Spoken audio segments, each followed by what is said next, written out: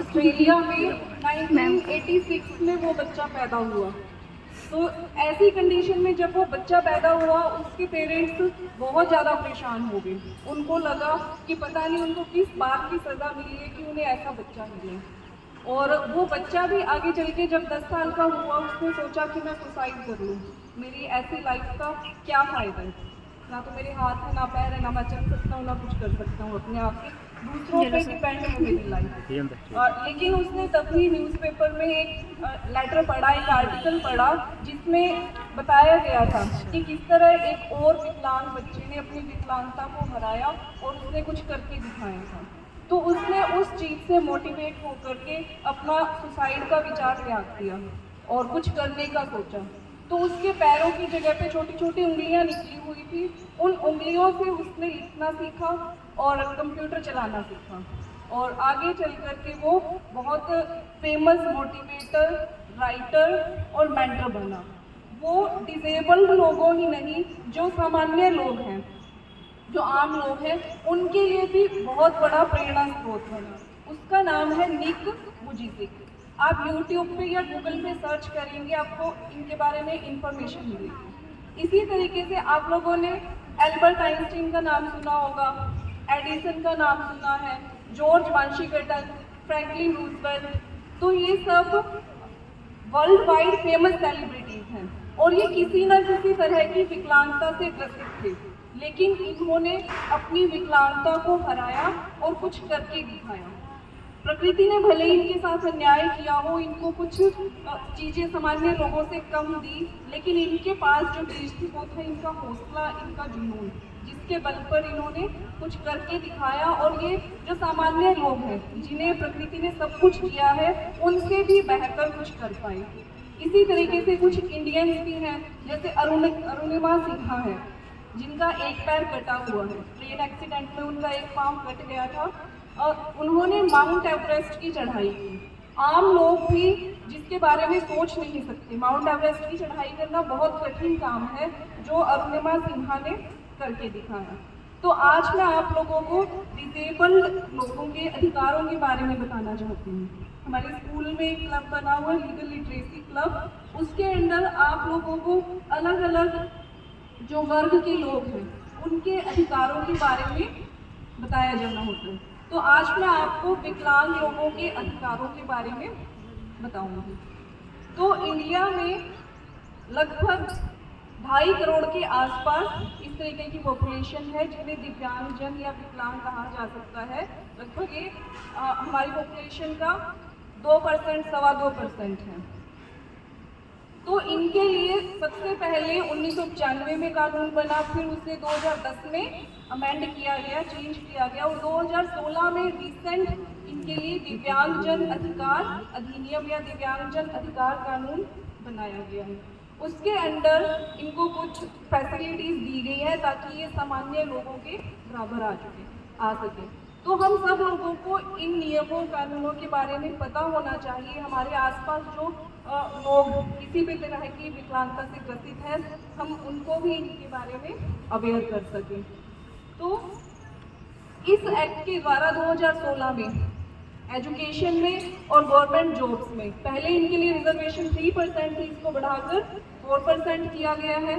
और पहले विकलांगता के केवल 7 टाइप्स ही एक्सेप्टेड थे, उन्हीं को ही इस कैटेगरी में रखा जाता था। लेकिन इस कानून के द्वारा विकलांगता के दायरे को और ज़्यादा विस्तृत किया गया है और 7 से बढ़ाकर के 21 प्रकार की जो विकलांगता है उसे इसमें विकलांगता की कैटेगरी में रखा गया है, ताकि ज़्यादा लोगों को इसका फ़ायदा मिल सके। जो विकलांग लोगों को सुविधाएं दी जाती है, इसका उनको फ़ायदा मिल सके। और जो 6 से 18 साल के बच्चे हैं, दिव्यांगजन हैं, उनके लिए फ्री एजुकेशन की फैसिलिटी है। और इनसे संबंधित जो भी मुकदमे होंगे, उनके लिए अलग से कोर्ट न्यायालयों की व्यवस्था की गई है। और अगर कोई भी व्यक्ति इस कानून का उल्लंघन करता है, दिव्यांगजनों से संबंधित जो रूल्स रेगुलेशंस बने हुए हैं, उनको अगर वो फॉलो नहीं करता, तो उसके लिए 6 महीने से 2 साल तक की सजा और 10,000 का जुर्माना। और अगर कोई किसी भी दिव्यांगजन को अपमानित, इंसल्टेड फील करवाता है, या फिर उसका किसी भी तरीके से शोषण करता है, मानसिक शारीरिक शोषण करता है, तो इसके लिए भी 6 महीने से 5 साल तक की सजा और जुर्माना इसका प्रावधान किया गया है। और गवर्नमेंट ने ये प्रयास किया है कि जो भी गवर्नमेंट इंस्टीट्यूशन है वहाँ तक ये लोग सुविधाजनक ढंग से पहुँच पाए, इंफ्रास्ट्रक्चर इस तरीके का डेवलप किया जाए, बिल्डिंग्स इस तरीके की बनाई जाए कि ये लोग आराम से उन सार्वजनिक स्थानों पर पहुँच सकें। और इनके लिए सेंट्रल लेवल, स्टेट लेवल पे अलग से फंडिंग की भी व्यवस्था की गई है। अब सुनने में तो ये लग रहा है कि इतना कुछ कर रखा है, लेकिन एक्चुअल में अगर देखा जाए तो इनके लिए फिर भी बहुत सारी समस्याएं हैं। समाज में एक्सेप्टेंस की समस्या है। अगर नौकरियों के लिए जाती हैं, प्राइवेट सेक्टर में जाती हैं, तो इन्हें प्रायोरिटी नहीं दी जाती। अभी जैसे मैंने बताया कि 4% सीट्स इनके लिए रिजर्व है, गवर्नमेंट ने भी ओनली 1% सीट्स पे इनके लिए 1% सीटें भरी हुई हैं, बाकी की जो 3% सीटें हैं वो खाली हैं। और आज तक हमारे देश की आज़ादी की बात से लेकर के आज तक जो दिव्यांगजन हमारी पार्लियामेंट में चुने गए हैं, MP चुने गए हैं, उनकी संख्या सिर्फ 4 है। और जो स्टेट्स की विधानसभाएं होती है, लेजिस्लेटिव असेंबलीज होती है, उनमें सिर्फ 6 दिव्यांगजन चुने गए हैं और 45% दिव्यांगजन निरक्षर हैं। तो इससे हमें पता लगता है कि भले ही कागजों में इनके लिए व्यवस्था कर दी गई है, लेकिन व्यवहार में या एक्चुअल कंडीशन कुछ और ही है। तो हमें अभी भी बहुत कुछ करने की ज़रूरत है।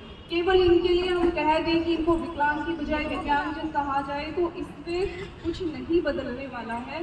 सरकार को, समाज को और प्रयास करने की ज़रूरत है। और ये लोग ऐसा नहीं है कि हमसे या फिर सामान्य लोगों से ये सहायता की उम्मीद करते हैं। इन्हें केवल सामान्य लोगों के ही बराबर समझा जाए। उल्टा हो सकता है कि ये लोग सामान्य लोगों से कुछ बेहतर कर दिखाएं और सामान्य लोगों के लिए ये प्रेरणा का स्रोत बन सकते हैं। तो जैसे कि बसेस में इनके लिए सीट्स रिजर्व्ड हैं, लेकिन कई बार ऐसा होता है कि आम लोग उन सीट्स पर बैठे होते हैं, इनके लिए सीट्स खाली नहीं की जाती।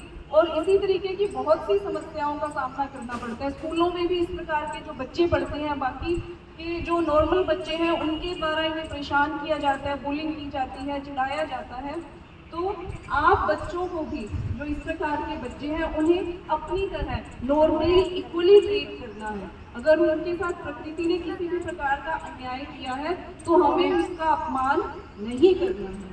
प्रकृति ने हो सकता है उन्हें किसी एक टैलेंट से वंचित किया हो, उनमें आपसे कोई बेहतर खूबी दे रखी हो। और जो भी बच्चे इस प्रकार की किसी भी समस्या से ग्रसित है, उन्हें भी अपने आप को किसी से भी कम नहीं समझना चाहिए। वो हो सकता है बाकी बच्चों से बेहतर कर पाए। तो आज के लिए इस टॉपिक पर इतना ही। अपने शब्दों को विराम दें।